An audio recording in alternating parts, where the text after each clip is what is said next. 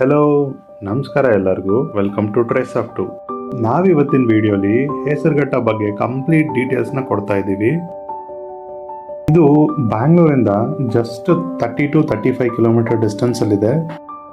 ಹೇಸರಘಟ್ಟ ಅಂದ ತಕ್ಷಣನೇ ಎಲ್ರಿಗೂ ನೆನಪಾಗೋದು ಗ್ರಾಸ್ ಲ್ಯಾಂಡು. ಇವಾಗ ನಿಮಗೆ ಬೆಂಗಳೂರಲ್ಲಿ ಕೊನೆದಾಗ ಉಳ್ಕೊಂಡಿರೋ ಗ್ರಾಸ್ ಲ್ಯಾಂಡ್ ಬಂದು ಇದು ಒಂದೇ. ಹಾಗೆ ನೀವು ಹೇಸರಘಟ್ಟ ಲೇಕ್ ನ ವಿಸಿಟ್ ಮಾಡಿ, ಅದರದ್ದೇ ಬ್ಯಾಕ್ ವಾಟರ್ ಇದೆಯಲ್ಲ, ಅಲ್ಲಿಗೆ ಬಂದ್ರೆ ನೀವು ಬರ್ಡ್ ವಾಚಿಂಗ್ ಮಾಡ್ಬೋದು.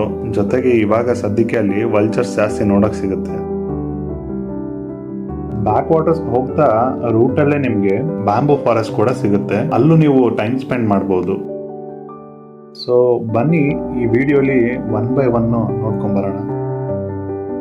ಬಟ್ ಅದಕ್ಕಿಂತ ಮುಂಚೆ ಸ್ವಲ್ಪ ಫ್ಲಾಶ್ ಬ್ಯಾಕ್ ಹೋಗಿ ಇದ್ರ ಹಿಸ್ಟ್ರಿ ತಿಳ್ಕೊಳ್ಳೋಣ. ಈ ಲೇಕ್ನ ಮೈಸೂರು 10ನೇ ಚಾಮರಾಜ ಒಡೆಯರ್ ಕಾಲದಲ್ಲಿ 1894 ಕಟ್ಸಿರೋದು. ಇಂಡಿಯಾದಲ್ಲೇ first time pipeline water supply ಮಾಡಿರೋದು ನಮ್ಮ ಬೆಂಗಳೂರಿಗೆ.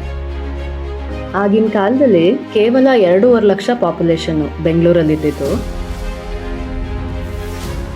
ಆ ಪಾಪ್ಯುಲೇಷನ್ಗೆ 3 ವರ್ಷ ವಾಟರ್ ಸಪ್ಲೈ ಮಾಡೋ ಅಷ್ಟು ಸ್ಟೋರೇಜ್ ಕೆಪಾಸಿಟಿನ ಈ ಹೇಸರಘಟ್ಟ ಲೇಕ್ ಹೊಂದಿತ್ತು. ಇಲ್ಲಿ ಏಷ್ಯಾದಲ್ಲೇ ಫಸ್ಟ್ ಟೈಮು ವಾಟರ್ ಸಪ್ಲೈಗೆ ಸ್ಟೀಮ್ ಇಂಜಿನ್ ಪಂಪ್ಸ್ನ ಯೂಸ್ ಮಾಡ್ತಾ ಇದ್ರು. ಯಾವಾಗ ಅರ್ಲಿ 90s ಬೆಂಗಳೂರಿಗೆ ಕರೆಂಟ್ ಬಂತೋ, ಇಲ್ಲಿ ಇದ್ದಿದ್ದ ಸ್ಟೀಮ್ ಇಂಜಿನ್ಸ್ನ ರಿಪ್ಲೇಸ್ ಮಾಡಿ ಎಲೆಕ್ಟ್ರಿಕ್ ವಾಟರ್ ಪಂಪ್ಸ್ನ ಇನ್ಸ್ಟಾಲ್ ಮಾಡಿದ್ರು. ಇದು ಕೂಡ ಏಷ್ಯಾದಲ್ಲಿ ಫಸ್ಟ್ ಟೈಮ್. ಈ ಪ್ಲೇಸ್ಗೆ ಇಷ್ಟೊಂದು ರಿಚ್ ಹಿಸ್ಟ್ರಿ ಇದೆ. ಇದಲ್ಲದೆ ಇಲ್ಲಿ ಗ್ರಾಸ್ ಲ್ಯಾಂಡ್ ಯಾಕೆ ಫಾರ್ಮ್ ಆಗಿದೆ ಅಂತ ಅನ್ನೋದ್ರ ಹಿಂದೆನೂ ಒಂದು ರೀಸನ್ ಇದೆ. ಇಲ್ಲಿರೋ ಮಣ್ಣಲ್ಲಿ ಐರನ್ ಕಂಟೆಂಟ್ ತುಂಬಾ ಜಾಸ್ತಿ ಇರೋದ್ರಿಂದ ಇಲ್ಲಿ ದೊಡ್ಡ ದೊಡ್ಡ ಮರಗಳೆಲ್ಲ ಬೆಳೆಯಲ್ಲ.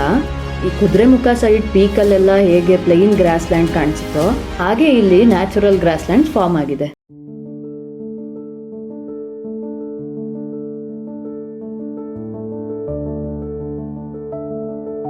ಇವಾಗ ನಾವು ಹೇಸರಘಟ್ಟ ಲೇಕ್ ಬ್ಯಾಕ್ ವಾಟರ್ಸ್ ಹತ್ರ ಹೋಗ್ತಾ ಇದ್ದೀವಿ. ಇಲ್ಲಿಗೆ ಬರೋಕ್ಕೆ ನಿಮಗೆ ಗೂಗಲ್ ಮ್ಯಾಪ್ ಸರಿಗೆ ತೋರಿಸಲ್ಲ, ಲಿಟಲ್ ಕನ್ಫ್ಯೂಸಿಂಗ್ ಆಗಿದೆ. ಆ ಥರ ನಿಮ್ಗೆ ಏನಾದರೂ ಹೋಗ್ಬೇಕಾದ್ರೆ ಕನ್ಫ್ಯೂಸ್ ಆದರೆ ಲೋಕಲ್ಸ್ನ ಕೇಳಿಕೊಂಡು ಇಲ್ಲಿಗೆ ಬರ್ಬೋದು.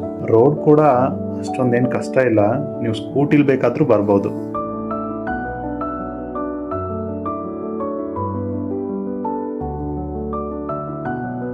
ಇವಾಗ ನೀವು ನೋಡ್ತಿರೋ ಹಾಗೆ ಸುತ್ತಮುತ್ತ ವ್ಯೂ ತುಂಬ ಚೆನ್ನಾಗಿದೆ.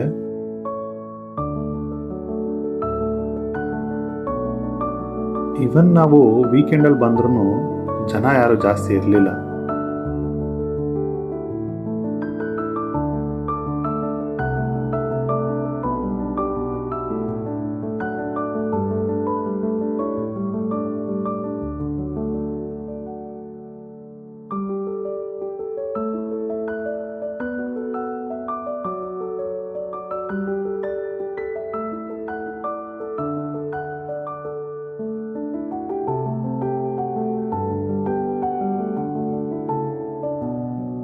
ನಾರ್ಮಲಿ ಇಲ್ಲಿ ಬರ್ಡ್ ವಾಚಿಂಗ್ ಅಂತಾನೆ ತುಂಬಾ ಜನ ಬರ್ತಾರೆ.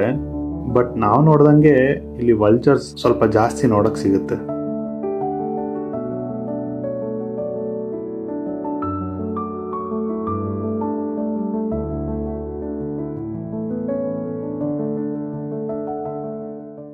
ಇವಾಗ ನೀವು ನೋಡ್ತಾ ಇರೋದು ಲೇಕ್ ಮೇನ್ ಎಂಟ್ರೆನ್ಸ್. ಇಲ್ಲಿ ಯಾವುದೇ ರೀತಿಯ ಪಾರ್ಕಿಂಗ್ ಫೀಸು ಅಥವಾ ಎಂಟ್ರಿ ಫೀಸ್ ಇರೋದಿಲ್ಲ. ನೀವು ವಿಸಿಟ್ ಮಾಡೋದಕ್ಕೆ ಬೆಸ್ಟ್ ಟೈಮ್ ಅಂತ ಅಂದ್ರೆ ಮಾರ್ನಿಂಗ್ ಟೈಮು ಅಥವಾ ಈವ್ನಿಂಗ್ ಟೈಮ್ ಬರ್ಬೋದು. ಮಧ್ಯಾಹ್ನ ಹೊತ್ತು ಬಂದ್ರೆ ಸ್ವಲ್ಪ ಬಿಸಿಲು ಜಾಸ್ತಿ ಇರುತ್ತೆ. ಹಾಗೆ ಇಲ್ಲಿ ದುರ್ಗಾದೇವಿ ಟೆಂಪಲ್ ಕೂಡ ಇದೆ, ನೀವು ಟೆಂಪಲ್ ಕೂಡ ವಿಸಿಟ್ ಮಾಡ್ಬೋದು. ಇವನ್ ಕಿರಿಕ್ ಪಾರ್ಟಿ ಮೂವಿ ಸಾಂಗ್ ಅಲ್ಲಿರೋ ಬ್ರಿಡ್ಜ್ ಸೀನ್ ಕೂಡ ಇಲ್ಲೇ ಶೂಟ್ ಮಾಡಿರೋದು.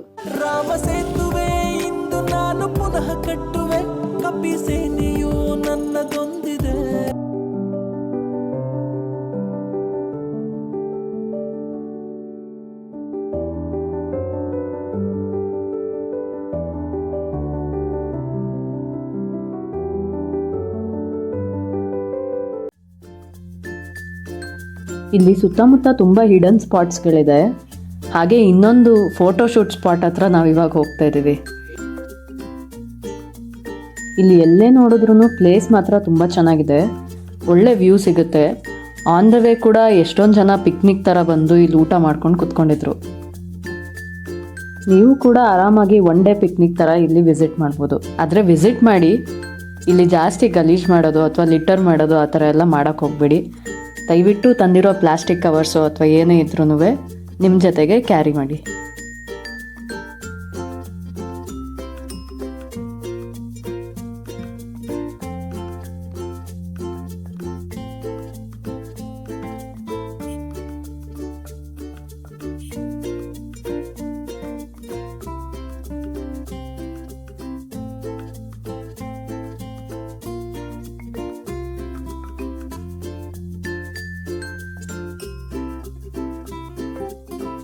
ನಮಗಂತೂ ಈ ಪ್ಲೇಸ್ ತುಂಬ ಇಷ್ಟ ಆಯಿತು. ನಾವಿಲ್ಲೇ ಸ್ವಲ್ಪ ಹೊತ್ತಿದ್ದು ಆರಾಮಾಗಿ ಟೈಮ್ ಸ್ಪೆಂಡ್ ಮಾಡಿ ಫೋಟೋಸ್ ಎಲ್ಲ ತಗೊಂಡು ಆಮೇಲೆ ಇಲ್ಲಿಂದ ಹೊರಟ್ವಿ. ನೀವೇನಾದರೂ ಫೋಟೋಶೂಟಿಗೆ ಒಳ್ಳೆ ಜಾಗ ಹುಡುಕ್ತಾ ಇದ್ರೆ ಇದು ಕೂಡ ಒಂದು ಬೆಸ್ಟ್ ಸ್ಪಾಟು.